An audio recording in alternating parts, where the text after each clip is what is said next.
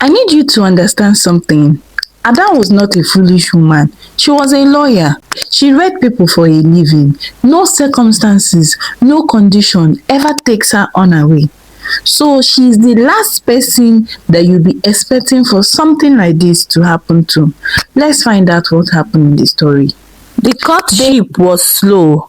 Isaac did not rush her. That was the first thing Ada noticed and respected. She had met enough men who treated pursuits like a transaction, who showed up with urgency and impatience dressed as passion, who made you feel that your hesitation was an inconvenience rather than a right. Isaac was not that. He was patient in the specific way that felt like respect rather than strategy. He called when he said he would call. He showed up when he said he would show up.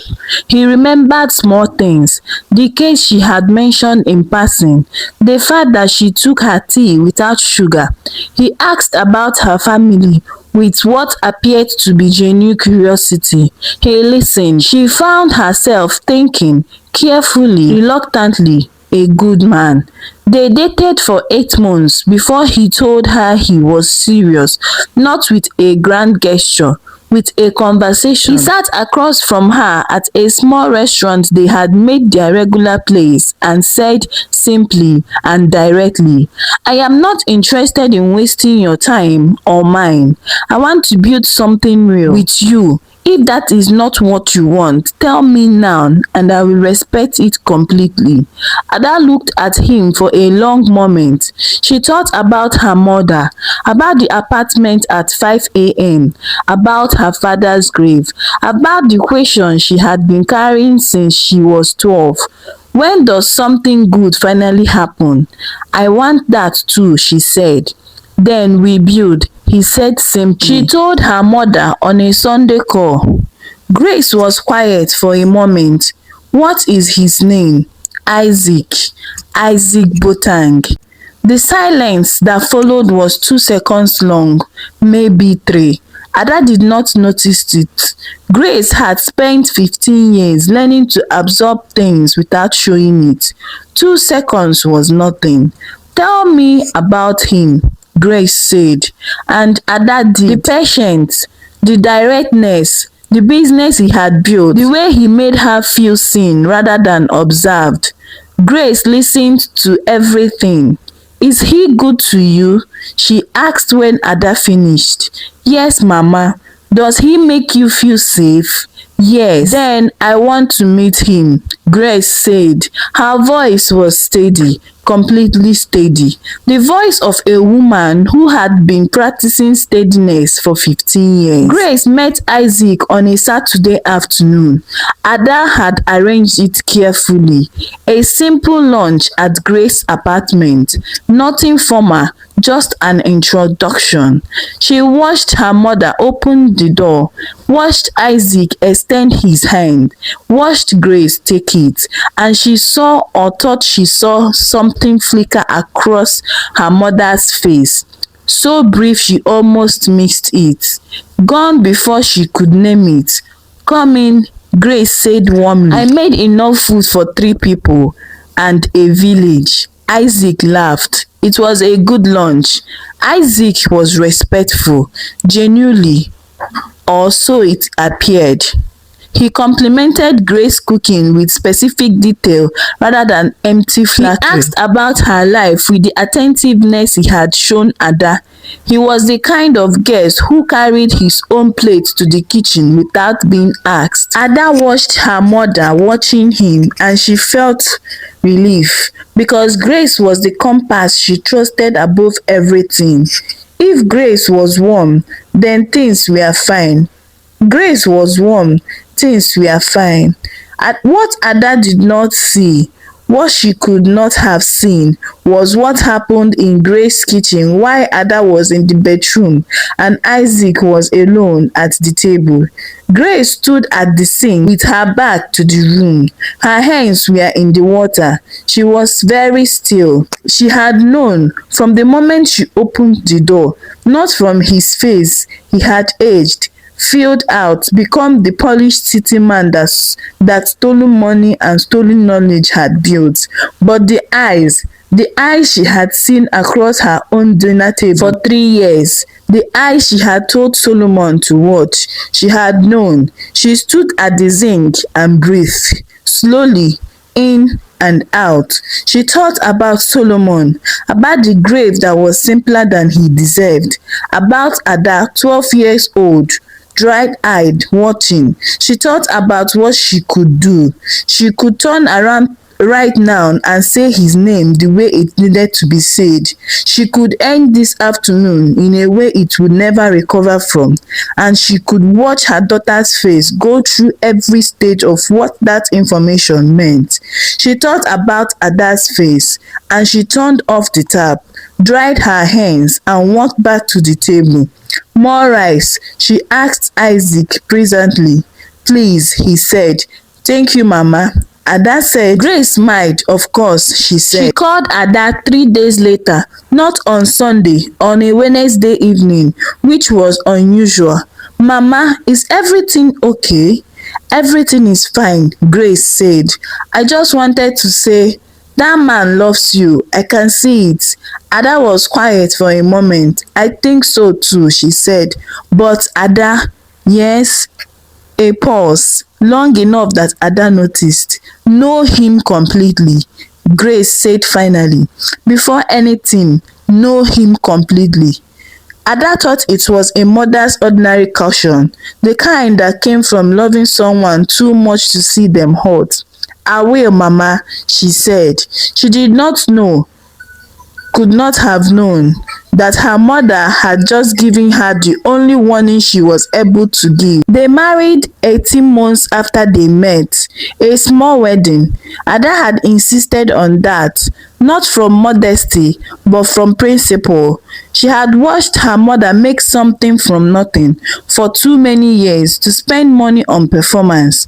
Grace sat in front row in a deep green dress that Ada had bought her. She was composed throughout, beautiful even, the kind of beautiful that comes from a face that has been through enough to know what actually matters. When the officiant asked if anyone had reasons to object, Grace sat very still. Her hands were folded in her lap. She said nothing. She watched her daughter smile at the man standing beside her, and she made the same calculation she had been making since that Saturday lunch. "If I speak now, I'll destroy her presence. If I stay silent, I trust that the truth always arrives. It always does." She stayed silent. She smiled when Ada looked at her from the altar, and she pressed the knowledge down into the same place she had been keeping it, deep and still and waiting. The marriage in its early years was good. That is the part of this story that is hardest to tell, because it would be simpler if it had been bad from the beginning. If Isaac had been cold or cruel or careless with Ada in ways that would have made everything clear, he was not. He was a good husband. He was present, attentive, the same patience he had shown in courtship. He carried it into marriage without it fading the way patience sometimes does when it no longer needs to perform. He built their home with care. He supported Ada's career with the specific insecurity that some men carry about capable wives. He made her laugh. He held her when things were hard. When Ada's fame went through a difficult restructuring, she came home for 3 weeks carrying a weight she could barely name. Isaac was the one who sat with her in the evenings and said nothing helpful, just sat, present, solid. She loved him genuinely, completely, with the specific depth of a woman who had not loved carelessly. She loved him. And Isaac, this is the part that is most complicated. Isaac loved her too, in his way, in the way that a man who has spent his life taking things can sometimes unexpectedly find himself genuinely attached to something he did not plan to take. He had not known who she was when he met her. He had not known whose daughter she was. He had married Ada Mensah's because she was sharp and strong and carried herself like someone who had survived something, and he had always admired survivors. The irony, when he eventually understood it, was a weight he put down somewhere private and never picked back up. He told himself what people who had done terrible things always tell themselves: that was then, this is now. That the past was the past. That what mattered was what you built afterward. He believed it. He needed to believe it. And for 4 years of marriage, he managed to. They had 2 children, a boy first, strong and loud, named Samuel, after nobody in particular and everybody in general. Then a girl, quiet and watchful, with Ada's eye and a way of looking at people that made strangers pause. Ada named her Grace. Isaac had not objected. He had smiled and said it was a beautiful name, and Ada, who did not yet know what she knew, looked at her daughter and felt the specific fullness of a life that had arrived somewhere worth being. She called her mother. "We named her Grace," she said. On the other end of the line, Grace Mensah sat in her apartment and pressed her hand over her mouth. "That is a good name," she said when she could speak. "The best name," Ada said. It was an ordinary Tuesday evening. Samuel was at school. Baby Grace was asleep. Isaac was traveling for work. A supplier meeting 3 hours away. Back the following afternoon, Ada was looking for a pen. Not anything significant, a pen. The kind of ordinary domestic session that takes you through drawers you don't usually open, past things you have seen 100 times without looking at them. She opened the drawer in Isaac's home office, the one he kept locked. It was not locked that evening. He had left in a hurry that morning. She found the pen immediately. She should have closed the drawer. She did not close the drawer because beside the pen was a folder. Old, the edges worn in the way that things get worn when they have been handled many times and over many years. She did not know why she picked it up. She could think about that later. The specific instinct that made her hand reach for it, whether it was professional habit, whether it was something underneath professional habit, whether some part of her had always been moving towards this moment without knowing it. She picked it up. She opened it. Inside were documents, old records, supplier agreements, payment confirmations, a business name she did not recognize, not Isaac's current business, something older from before, and a name at the top of an original supplier agreement, a name she had not seen written down since she was 12 years old: Solomon Mensah. She stood in the home office with the folder in her hands. The apartment was completely quiet. Baby Grace was asleep down the hall. Outside, the city moved through its ordinary Tuesday evening. Traffic, voices, the sound of someone's television through a shared wall. Ada stood very still. She read the document again. Then the next one, then the next. Each one a piece of something she was assembling with the specific, terrible efficiency of a lawyer who has spent years learning how to read documents and find the truth inside them.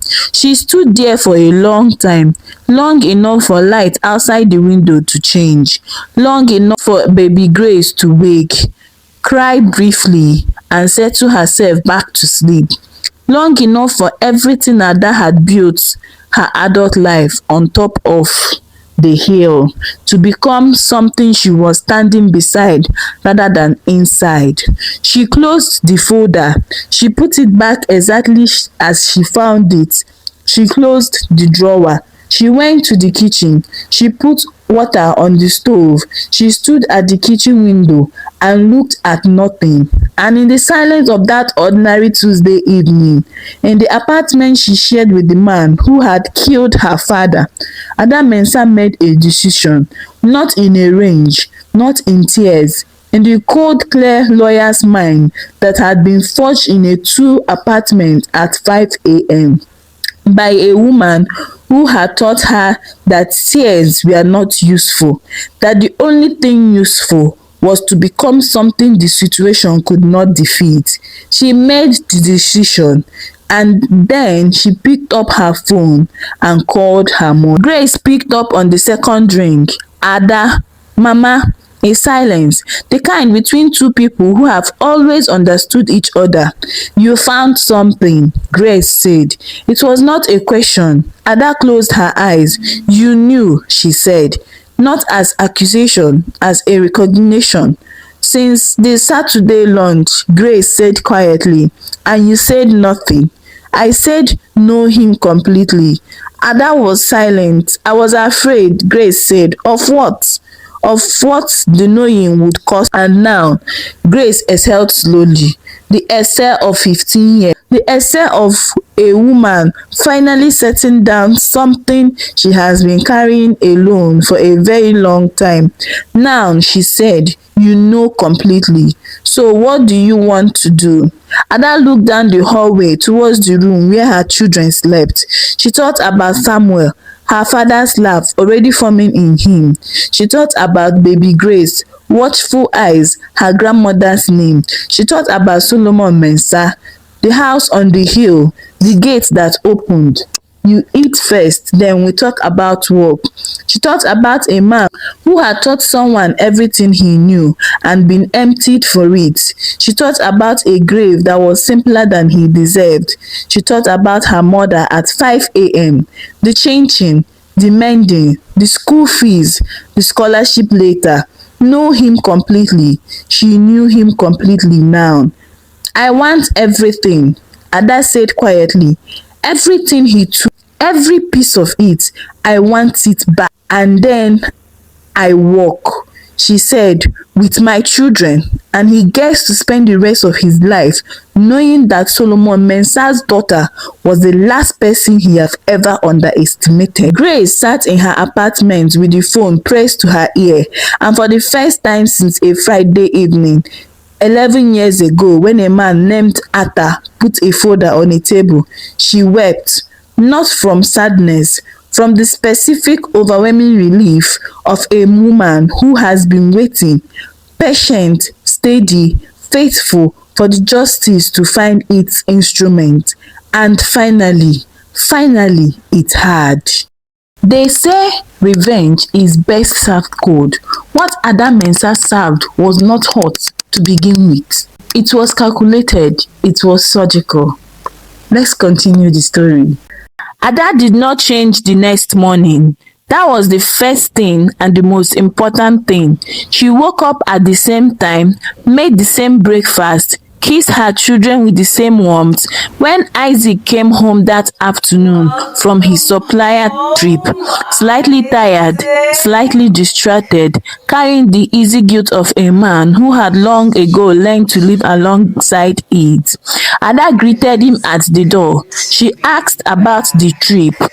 She listened to the answer. She served dinner. She laughed at something he said, and behind her eyes, behind every worm, the plan was already forming, piece by piece. The way her father's ruin had been constructed piece by piece, except in reverse. She had learned from the best after all. She had married him. Ada had 3 advantages that she took 3 days in inventory carefully.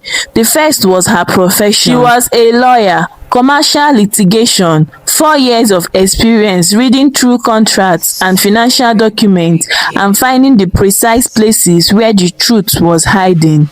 She knew how financial fraud worked. She knew what evidence looked like, where it lived, and how to preserve it in a way that would survive scrutiny. The second was her access. She lived in Isaac's house. She had his trust completely. He had never for once in 4 years of marriage had reasons to doubt her. She had access to his home office, his filing systems, his business correspondence, the shape and the texture of his financial life in a way that no external investigator would have without months of legal process. The third was her inheritance, not money. Something worth more than money. She had grace patience, the long kind, the kind that wakes up at 5 a.m. and keeps going, the kind that does not mistake urgency for effectiveness, the kind that waits and watches and builds until everything is in place and then move once completely. She started with the folder. Over the following 2 weeks, while Isaac traveled and worked and lived his ordinary life, Ada photographed every document in that folder carefully, methodically, page by page. Then she went further. She was a lawyer living in her husband's house. She knew what she was looking for. She found his business accounts, not the ones she knew about, the visible ones, the ones that appeared in their joint financial conversation, the other ones, the ones structured through holding companies and nominee directors, and the specific financial architecture of a man who had learned early that the best place to hide money was inside legitimate complexity. She found supplier records going back years. She found the original account, the one in the town 30 kilometers away that Mr. Atta had discovered all those years ago. Long since closed, but documented in old statements she found in a box in the back of a storage cupboard. She found something else, something she had not expected. Evidence that Isaac's theft from Solomon had not been the first time. There had been someone before Solomon, a smaller theft, a younger Isaac, a man in his home village who had trusted a teenage boy with a market store and come back to find the boy and the earnings gone. She sat with that document for a long time. It told her something she needed to know. This was not a man who had made one terrible decision under pressure. This was a man who had decided early in his life what kind of person he was going to be and had never revisited the decision. She called a lawyer, not from her fame, from a separate fame in a different part of the city, someone with no connection to her professional life, someone recommended by a law school friend she trusted completely. She met him on a Thursday afternoon while Isaac thought she was at a client lunch. She put everything she had found on the table. He went through it carefully. When he finished, he looked up. "You understand," he said, "that some of this implicates you indirectly as a spouse. There are financial entanglements that will need to be carefully navigated." "I know," Ada said. "You have been preparing this." "Yes." "How long?" 3 weeks. He looked at her for a moment. "You are commencing litigation lawyer," he said. "Yes." "And you found all this yourself?" "My father taught me," she said simply, "that the truth is always in the numbers. If you know how to look." She paused. "He didn't teach me directly, but I learned." The lawyer told her what was possible. Criminal fraud complaints, verbal with the documentation she had, from the historical theft from Solomon as well as the current financial irregularities he had been maintaining. Civil recovery, complicated by the marital financial entanglement but navigable with the right structure. Asset freezing, the same place she noted privately that had been used in the shop better case she had worked on years ago, the one that had taught her that you file everything simultaneously and leave no door open. Divorce, straightforward, given what she had. Child custody, giving Isaac's criminal exposure, favorable. "I want everything filed at once," she said. The lawyer nodded slowly. "That will take approximately 6 weeks to prepare properly. Then we have 6 weeks, Ada said. She stood up, straightened her jacket. One more thing, she said. The original theft from my father, Solomon Mensah. Yes, I want that to be the first thing anyone reads when this is filed. Not the most recent charges, not the financial complexity. The beginning, a serving boy, a generous man, and a stolen life. I want the world to know where this started. The lawyer looked at her. Why? He asked quietly. Ada picked up her bag. Because my father deserves to be the beginning of the story, she said, not a footnote. The 6 weeks that followed were the performance of Ada's life. Every morning, she woke up beside Isaac and was his wife. Every evening, she came home and was his wife.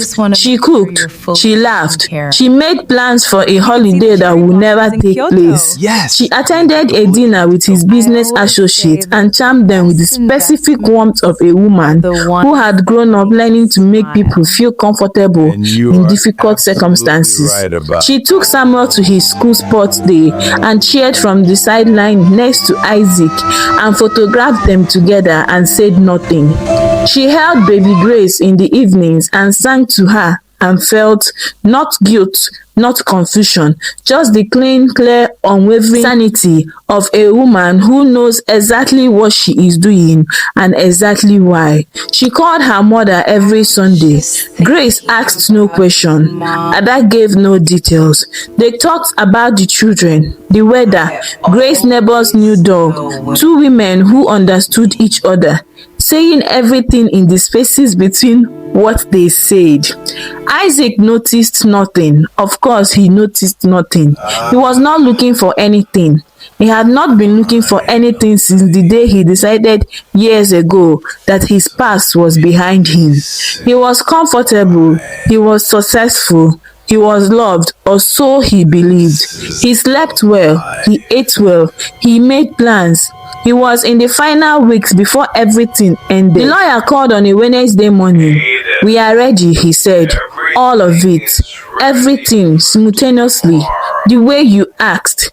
Ada sat in the car in the fame's parking garage. She was very still. Friday, she said. Are you sure? She thought about Solomon. The gate opening. You eat first. A grave simpler than it should have been.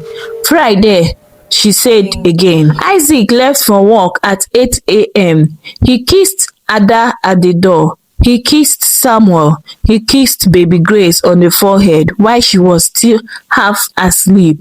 He said he would be home by 7. He said they should order food that evening, something easy. Ada said that sounded good. She watched him walk to his car. She watched him drive away. She stood at the door for a moment after the car had gone, the ordinary door of an ordinary life. She was about to permanently alter, and she breathed in and out. Then she went inside. She called the lawyer. He's gone, she said. Filing now, he said. The filings went in at 9:15. Criminal fraud complaint, historical and current, civil recovery suits, emergency assets freezing order, all accounts, all holding companies, all assets connected to Isaac Botan's business interests, divorce petition, child custody application, everything simultaneously, every door closed.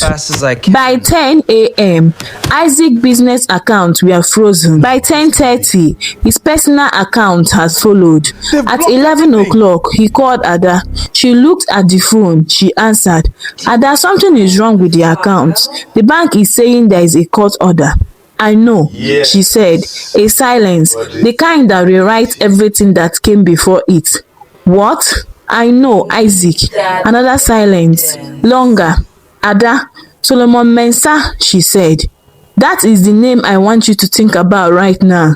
That is the name I want you to sit with. While your accounts are frozen. While your lawyer reads what was filed this morning. While you try to understand how this is happening, I want you to think about that name, and I want you to understand. She paused and breathed. That his daughter says, hello. Isaac said nothing. There was nothing to say. The folder he had kept for years, the one he had told himself he kept for a reason he could never quite name, the one that lived in the locked drawer that he had left unlocked on one ordinary horrid morning, had been his undoing. Not because Ada had found it, but because he had kept it. Because somewhere underneath everything, underneath the comfortable life and underneath the successful business and the years of convincing himself the past was the past, some part of Isaac Boateng had always known that what he had done to Solomon Mensah was the thing that defined him, and he had kept the evidence. The way guilty people keep things they cannot let go of, the way people keep the proof of who they really are, even when they are pretending to be someone else. What happened to Isaac over weeks and months that followed was not quick. It was thorough. The criminal fraud case moved forward on the weight of documentation that Ada had spent 6 weeks assembling with the precision of a lawyer who had been preparing for this her entire professional life, whether she had known it or not. His business associates, when the charges became public, did what business associates do.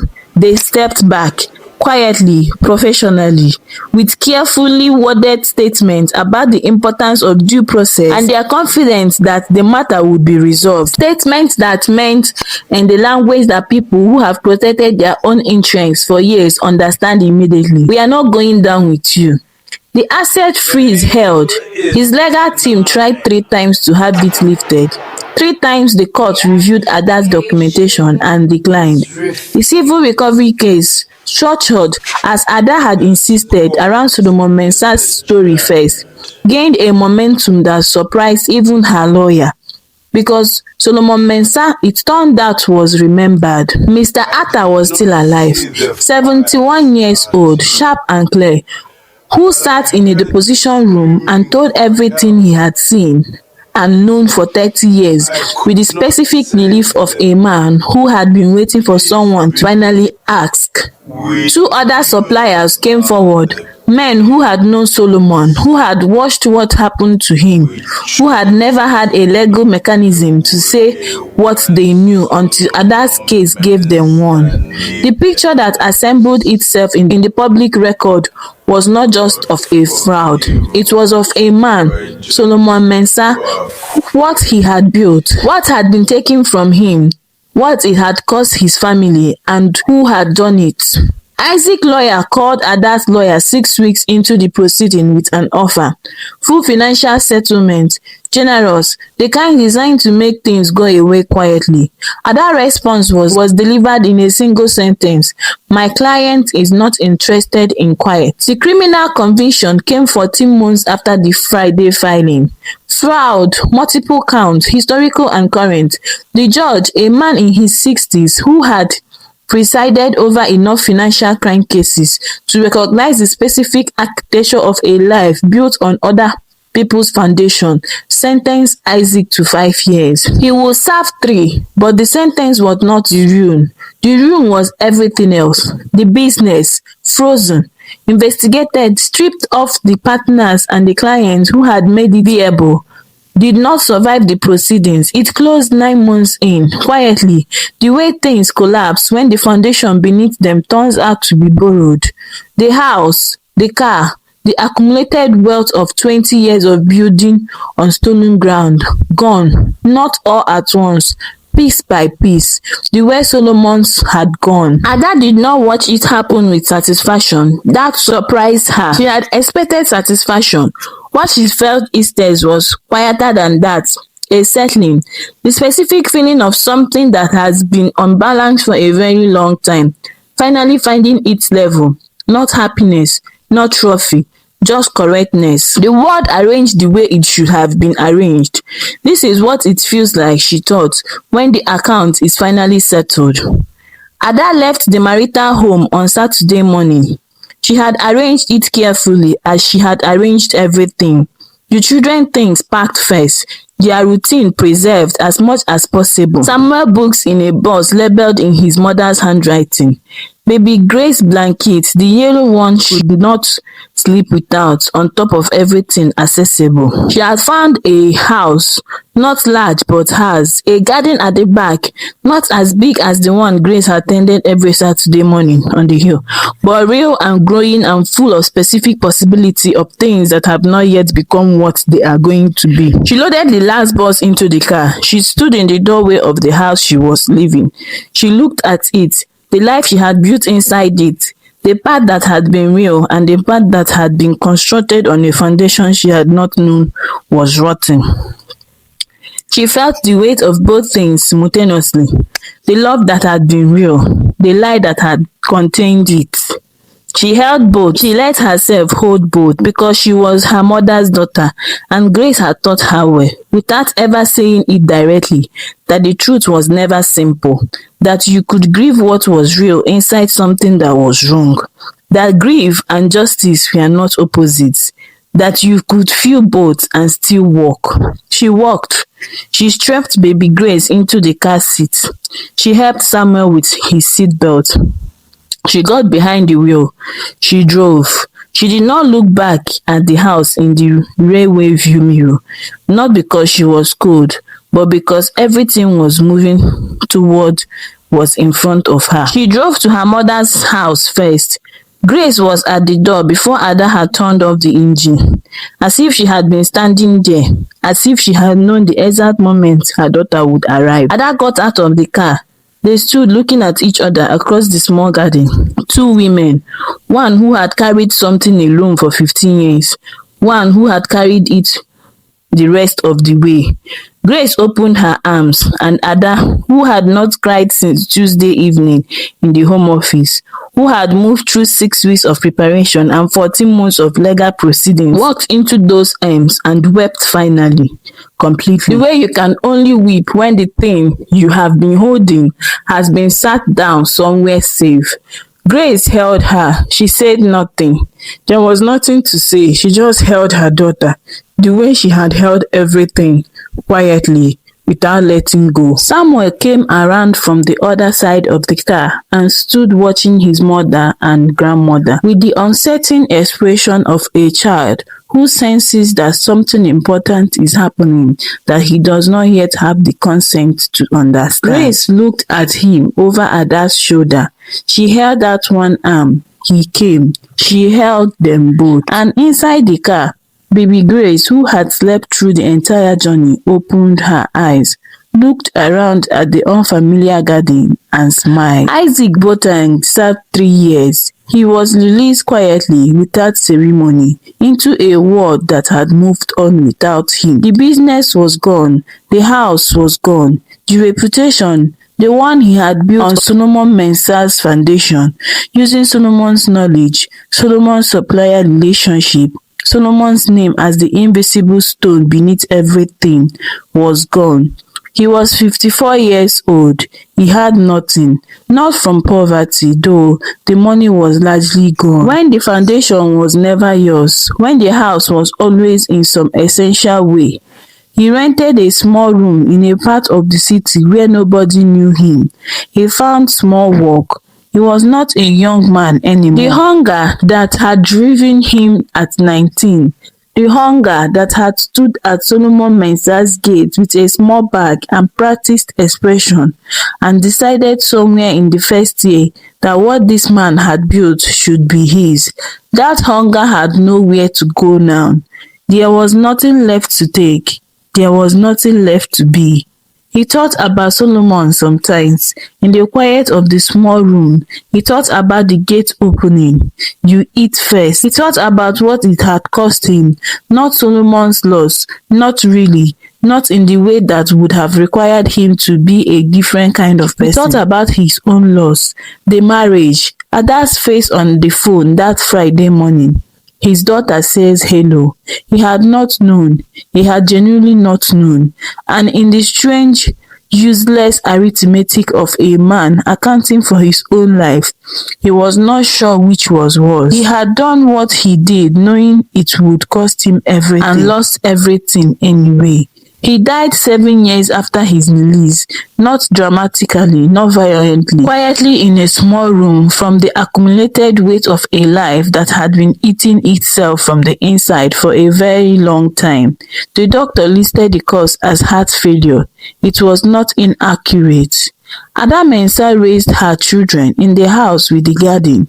Samuel grew into a young man with his grandfather's laugh, open and easy and giving freely, the way good things should be given.